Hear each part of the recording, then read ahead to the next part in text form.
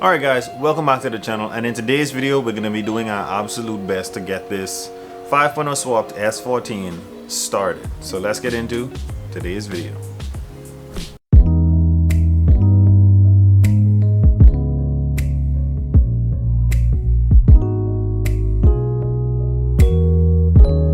Alright guys, so the goal here in today's video is just to hear this motor run, to see if it's knocking, to see if it has any issues turning.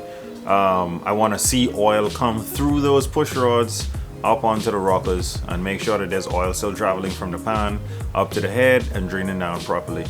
This is definitely the most dangerous way to do this. There's no carburetor. It's not hooked up to anything. This motor is I'm just turning the starter and having a distributor wire connected to the battery. So the only way to cut it off if it does start is to pull the distributor wire. It's still not timed properly. I set the motor at TDC and I stopped the distributor right before number 1 on my distributor. So hopefully that's at the right time and we'll be able to hear it start or backfire or something to give us some cue of if the motor is healthy or not. Like I said, the only thing I'm really doing here today is I want to see oil cycle from the bottom to the top and pretty much go through the motor and just to see what condition it might be in, that's all. So let's get into it.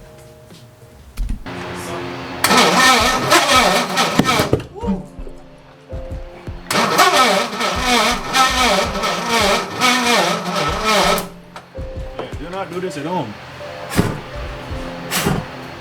Do not do this type of oil. No, that's gonna have to burn out. Alright, it's spinning way too slow to get it to start.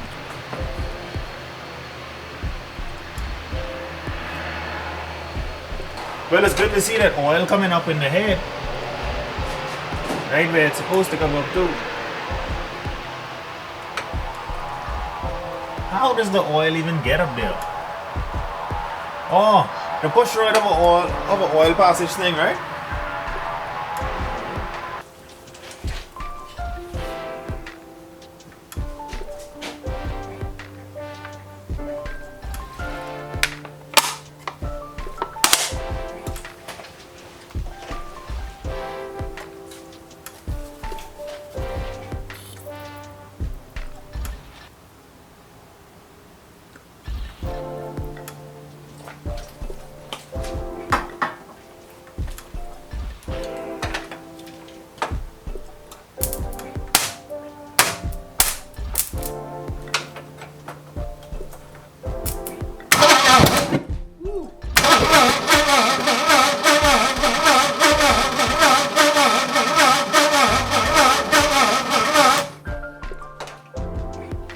It's on fire. It started, MG here.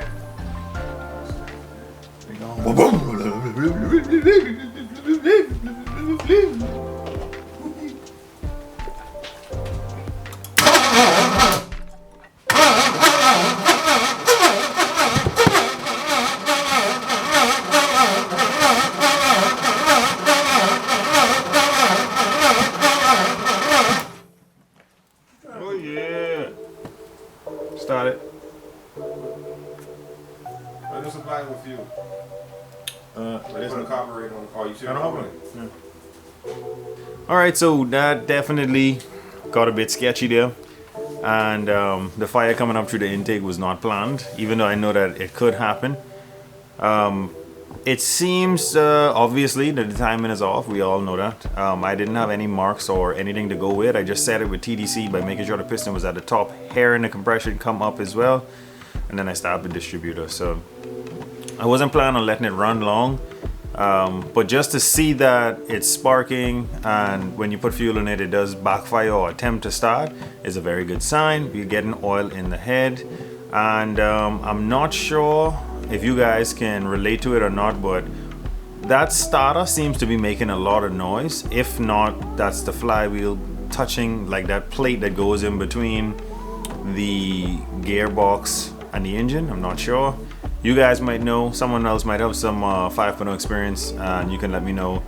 I haven't started one in so long. I know that older V8s usually do sound like that when they're starting actually, so I don't know. But yeah, another video pumped out. Next video that you guys see is going to be about that 4-valve motor. We're going to be installing the crankshaft, the pistons, and the rods. So we're going to get our block cleaned out. We're going to get it oiled up. And we're going to get the crankshaft, pistons, and rods back in that thing with the perfectly gapped rings. We're going to get them oriented the right way. We're going to get those heads on probably in the video after that.